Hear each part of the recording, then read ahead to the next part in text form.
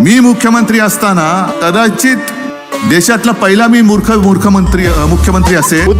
देशातला पहिला मी मुख्यमंत्री.